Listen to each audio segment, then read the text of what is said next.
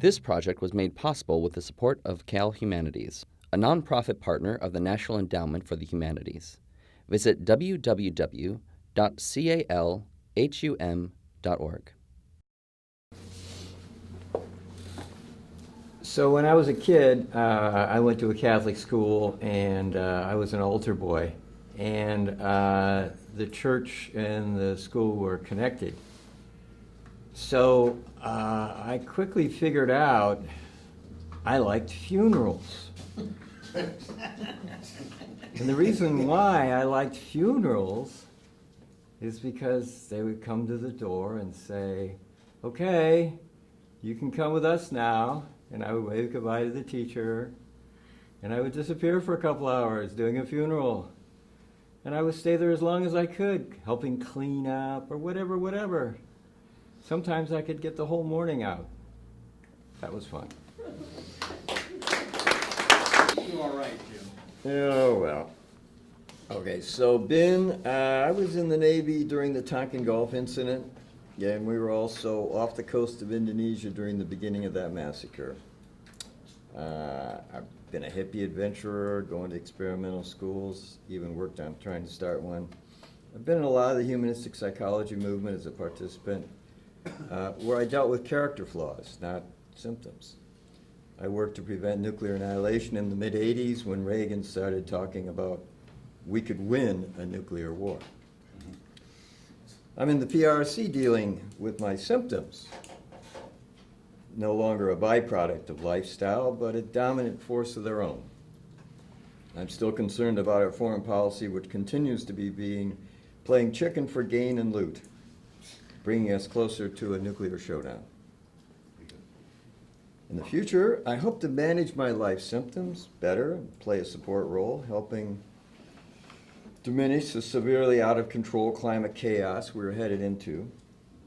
I will be with the Buddhists because their mindfulness teaches and allows me to be in the suffering, but not completely controlled by it, and not having to numb myself out either.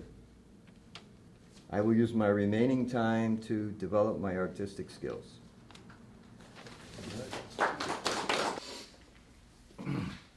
Well, my neighborhood back in the day was Rio Nido. I had a cabin along the river which didn't overflow often.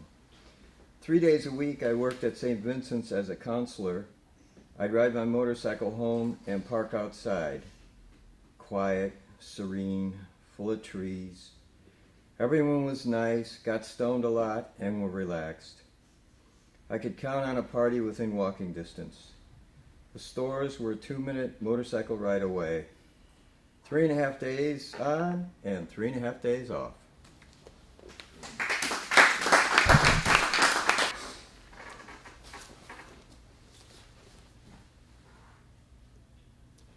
So my favorite room in 1963, 64 on the aircraft carrier in the Tonkin Gulf was one that didn't exist.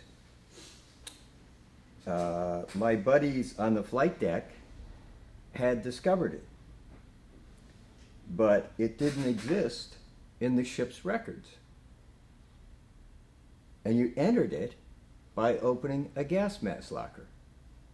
And at the back of the gas mask locker, there was a board, and you slid the board aside, and you could walk into this hidden room. And they had constructed a stage, and they would practice singing Bob Dylan songs and Dave Van Ronk and all the other emerging music forms. We'd stay up all night discussing psychology and philosophy. It was our retreat from the madness of the war.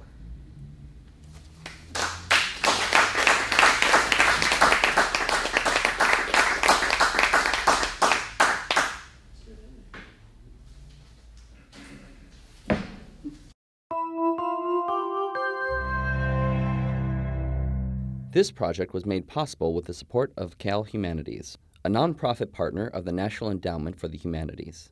Visit www.calhum.org.